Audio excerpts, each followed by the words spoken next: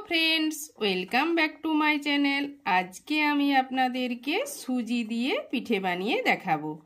आशा करी भिडियोटा आपनादेर भालो लागबे, तो देखते थाकुन एवं उपभोग करते थाकुन। प्रथमे आमी सुजिर मण्डटा तैरी करे नेब।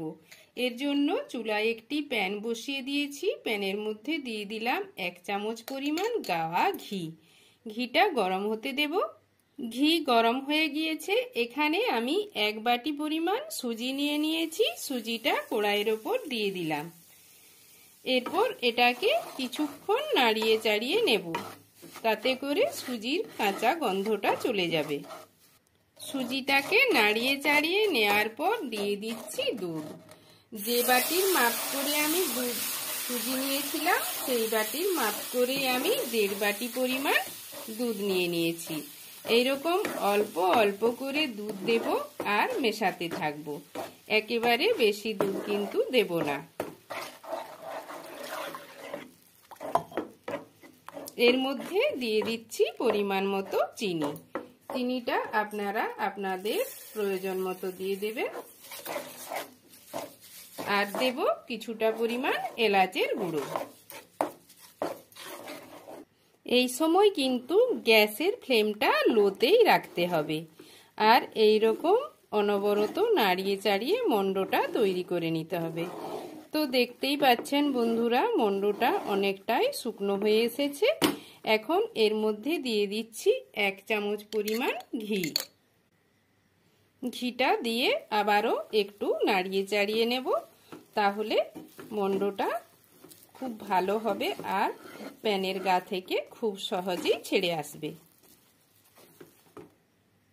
তো দেখতেই পাচ্ছেন বন্ধুরা, মণ্ডটা তৈরি হয়ে গিয়েছে।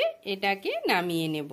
সুজিটা ঠান্ডা হয়ে গিয়েছে, এটাকে খুব ভালোভাবে ঠেসে নেব। পিঠেগুলো বানিয়ে নেব। এখান থেকে কিছুটা মণ্ড নিয়ে নিচ্ছি। এরপর হাতে করে এরকম ভাবে চেপে চেপে গোল করে নেব। এটাকে খুব ভালোভাবে গোল করে নিয়েছি। এখানে একটা জুসারের ঢাকনা নিয়ে নিয়েছি। এই ঢাকনাটার উপরে দিয়ে আমি এটাকে চেপে দেব। এরপর উল্টে নিয়ে ছাড়িয়ে দেব। তো দেখুন বন্ধুরা, একটা কত সুন্দর ডিজাইনের পিঠে তৈরি হয়ে গিয়েছে। এইরকম ভাবেই আমি সব পিঠেগুলো বানিয়ে নেব। তো দেখুন বন্ধুরা, পিঠেগুলো সব বানিয়ে নিয়েছি। পিঠেগুলো সেদ্ধ করার জন্য চুলায় কড়াই চাপিয়ে আগের থেকে আমি 1 লিটার দুধকে জাল করে 1/2 লিটারে তৈরি করেছি। এখন আমি এর মধ্যে দিয়ে দিচ্ছি 3টে মুখ ফাটিয়ে লেখা এলাচ, আর দিয়ে দিচ্ছি কিছুটা পরিমাণ কেশর, দিয়ে দেব অল্প পরিমাণ চিনি। চিনিটা আপনারা আপনাদের স্বাদ মতো দিয়ে দেবেন। দুধটা গরম করে নেব। দুধ ফুটে গিয়েছে।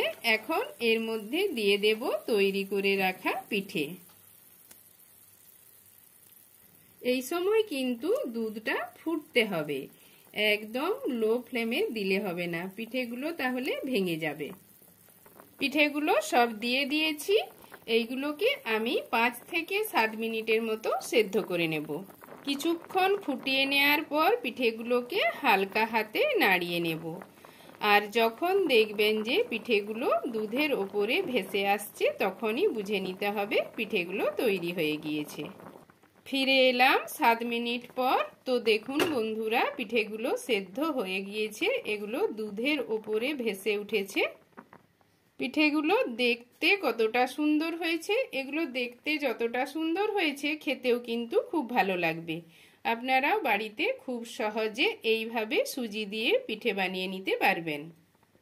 তো বন্ধুরা, ভিডিওটা ভালো লাগলে আমার চ্যানেলটাকে অবশ্যই সাবস্ক্রাইব, লাইক, শেয়ার এবং নতুন ভিডিওর আপডেট পেতে পাশের বেল আইকনটি প্রেস করে দেবেন। আজকের মতো আসি বন্ধুরা।